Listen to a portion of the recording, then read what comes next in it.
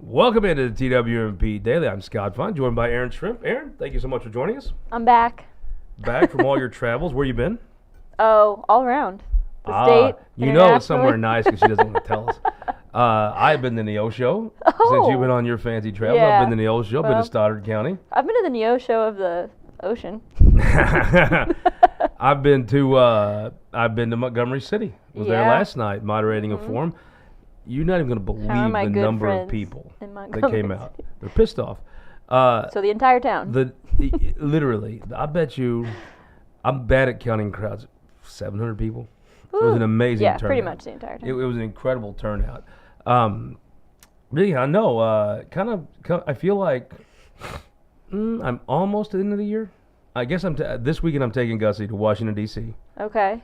Nice. For John Cena's last match. Oh, that's right. Yeah. Yep. That's a big one. His retirement match, and so we're going to go Saturday night, and we'll be back sometime Monday. But even bigger news for folks that watch the show, we are coming in. We probably got a half dozen more shows in this set. Wow. I think Kelton's so good at this, you can't really see it. Kind of like John Cena, you can't see him. There's construction stuff everywhere except right on this camera. Like if you get up and trip, you're going to be. The tax cut to me is the big deal. That's going to be the big thing all session. Kehoe wants to put things on a path to zero. What do you think? I think it's all interesting to the news that's trickled out that he's serious about the income tax cut, taking out ads during Chiefs games. This week in Missouri politics. Yeah, this week in Missouri politics. Getting eyes on it, so he's serious. And then moving his state, the state address up 2 to 3 weeks means I think he's not. I think he heard maybe some talk about his record last session, and he's just like, I'm gonna put the pedals on the gas, and I'm going and get in. Well, I'm gonna keep my streaker alive. I would just ask folks, has he lost yet?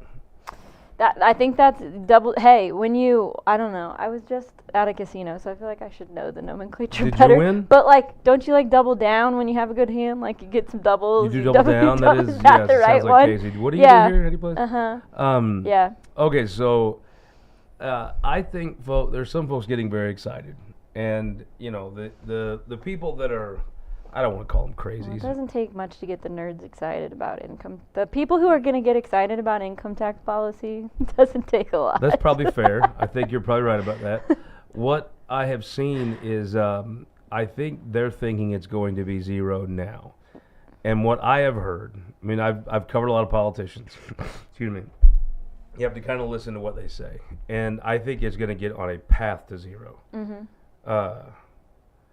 I think you're going to see a very lengthy runway. Mm-hmm. Essentially, they went from 6, they're on the way to 4 now, right? Yeah. And it's been slow, and it's been 10 years, and 10 pretty good economic years. And they're at, 4.4, 4.5 or something 4.4, something like that. The problem, I think, is 2 things. One, I have never made a decision. I've owned several businesses. I've never made a decision based off of state tax. It's just not enough money. And maybe either I don't make enough or I'm living too comfortably, one of the two.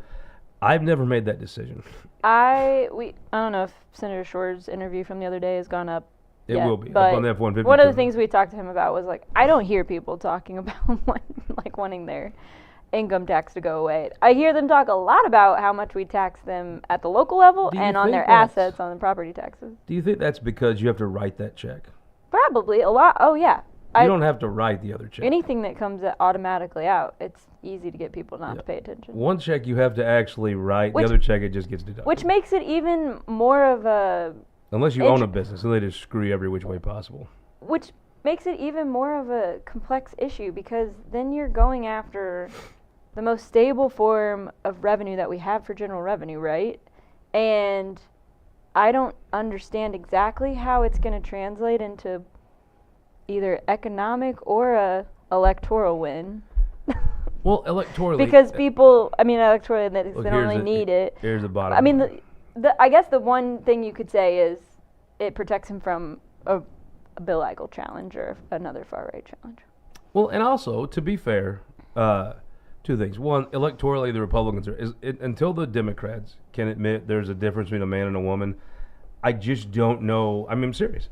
I get around this state, I would say as much as anybody, except for maybe Kehoe himself. I'm just telling you, the trans thing, gay rights was a struggle that I have a lot of sympathy for. Do Yeah, we I agree. have the right to make these decisions? I And think there's some it's truth to been- that. yeah. But I just think at the end of the day, the social issues that Democrats pick, not having cops and stuff like that, until you can separate yourself from Yeah. that in Missouri, now other parts of the country, and also if we have bad economic times, folks will stop caring about all that nonsense, and they'll care about, okay, I need money, I need a job. But while times are good, I don't see how the Democrats compete in Missouri with things that just don't make sense Yeah, to when 90% of Missourians. When I say electorally, I still think that a ton of our politics in Missouri is tied around the appropriations process and the budget and fundraising, and all of these things are interconnected. And so I still think electorally there is a hit when you don't have a budget. I think everyone in this state, unless you're John Patterson, Carrie Engel, Betsy Fogel, or Melanie Stennett, you only care about a primary. But you don't. But people do care about freshmen, freshman representatives, sophomore reps that aren't in Do people leadership care? positions.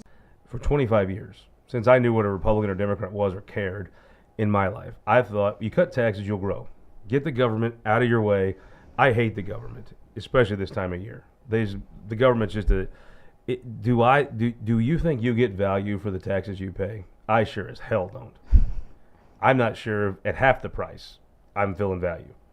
But I would say that Kehoe's cutting taxes. The Republican Party, is this state better off than it was 25 years ago? I would ask how. We've been talking about this, particularly in the redistricting process. I still stand by, if you want another congressional seat, do it the old-fashioned way. So I was talking to a legislator now who works on staff this morning, and I was like, when you were voting on these tax cuts on the floor, there were great promises. Mm-hmm. If I was a Democrat, I would go pull up the video of these great promises of what these tax cuts would do. People would move to this state, right? Nobody moves to this state. People would move here. The GDP of the state would go up. There would be a benefit to these tax cuts as far as growth. And I hate to say it, it's embarrassing to say, that's not been the case. There has not been growth. There has not been an increase in anything. I would argue that, frankly, things are not. Show me what's better, I guess would be my thing. Tell me what's better today than it was 25 years ago. You talk about a self-made guy. You talk about a self-made guy. Mike Kehoe is a self-made guy. I'll never forget.